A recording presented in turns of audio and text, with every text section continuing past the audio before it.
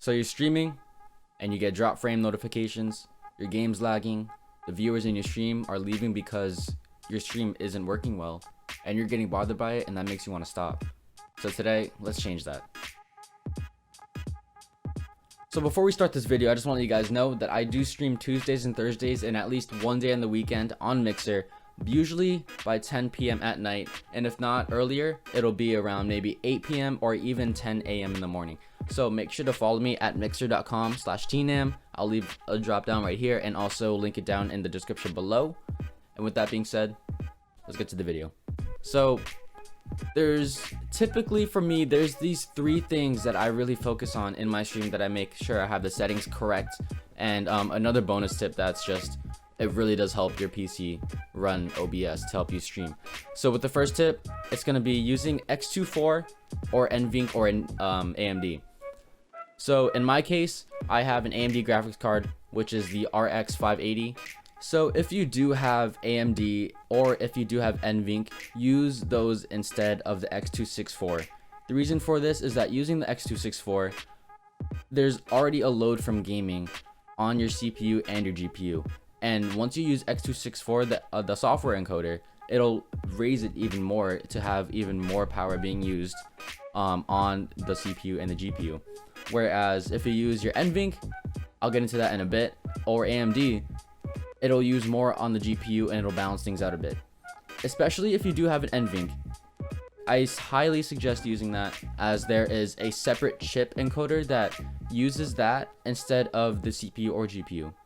So it focuses on the stream itself, and all the encoding and all the resources for streaming go on the NVENC chip. So that really helps balance everything out there and puts out the stress that the CPU and the GPU have. So I'm going to go ahead and show you my settings for the output section. So what you want to do, I'm going to switch scenes, of course, so display capture. We're going to go to settings, and then we're going to go to output, and then make sure to have this on advanced. And then for my encoder, I have the AMD setting on, which is the hardware encoder, and that works more on the GPU. If you have an NVIDIA graphics card, you're going to want to use the NVENC that shows up, not the x264. Of course, like I said before, the x264 is a software encoder, and it really stresses out your CPU. So you don't want to use that. You want to use your GPU encoder or hardware encoder, which is either going to be AMD or NVENC. And if you guys are an NVIDIA graphics card user, make sure to use the one that says new NVIDIA encoder, because that's the one with the separate chip that helps unload the stress from the CPU and the GPU. So this leads me to the bitrate. So what you want to do right now is just leave the quality preset on balanced, array control on CBR, and for my target bitrate, it's at 6500 right now, and you guys are probably wondering how I got that number. So what you want to do to figure out the number that you need to use, you're going to want to go over to your browser, for my case Google Chrome, and then you want to go to speedtest.net. Oh, that's .net. Alright, cool. I'm going to blur this out so you guys can't see my IP address. So what you want to do once you get to this website, you're just going to hit go. And then you're just going to wait for it to finish calculating your speeds. So as you can see, my download speed is 83.62, but that doesn't matter because we want to figure out our upload speed, 4 megabytes per second. Alright, and as you guys can see, my upload speed is around 87. So what you want to do with this number is that you want to move the decimal place over 2 spaces to the right, so that becomes 8694 instead. So, and also another thing with that number, 8694, for your bitrate, you're going to want to use at most 75% of that number. And for me, that was around 6400 or around 6500. And so that's what I used right there. I used 75% of my upload speed to my bitrate. So that's how I got that number right there. So my next tip I want to get to is resolution. And I can't stress this enough, when you don't need to stream at 1080p unless you can and unless you really want to. So if you are streaming at 1080p and you find your stream to be laggy and glitchy and just things aren't running smoothly, try moving down to 1600 by 900 or just 1280 by 720, because you really don't need a 1080 stream, and with those other resolutions, those are completely fine. So where you want to change that is the output resolution. As you can see right here, it's grayed out because I'm already recording right now, but that's what you're going to want to switch to, 720 or 900p. And to get the 900p, like I said, it's going to be, you just want to type in right here 1600 by 900, and that's pretty much it.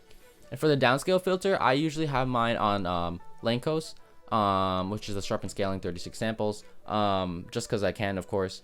But the most common and the fastest downscale filter to use is the bilinear with the 16 samples. And of course, I have my FPS values at 60, because 60 frames a second. And yeah, those are my video settings. So my last and final tip, my bonus tip, is super simple, super easy. So let's get to it. What you want to do is you're going to want to go to your desktop or wherever you open OBS and right click the application and hit run as administrator. So what this does is that it prioritizes resources to go to OBS Studio.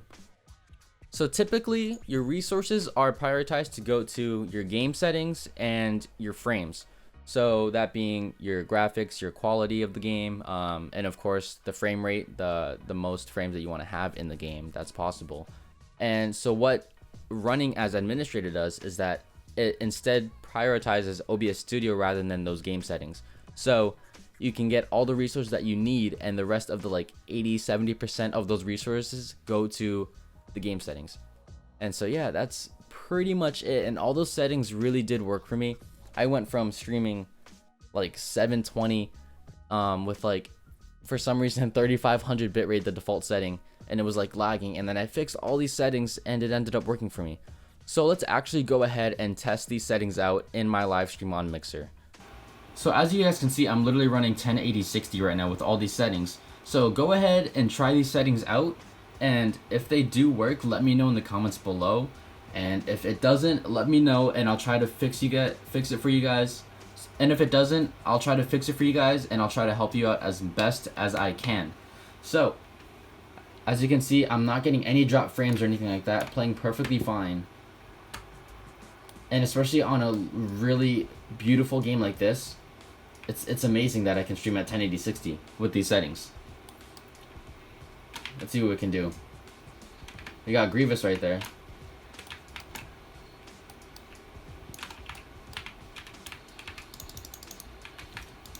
Yeah, look, we have all that action going on and it's still perfectly fine. And I'm gonna show you guys, sorry, I'm recording with my phone right now, but as you guys can see, we got 0 drop frames. 0 right here, 0%. It's insane. It's only using 16% of my CPU, which is amazing. So I really do hope that this video did help you guys out, and like I said before, if you guys have any issues, if things aren't working, just let me know in the comments below, and I'll try to help you out the best that I can. I answer super fast, so you know, I got you guys, Nam fam. You guys are what's up. So with that being said, thank you guys so much for pulling in. I really do appreciate it, and I'll catch you guys on the next video.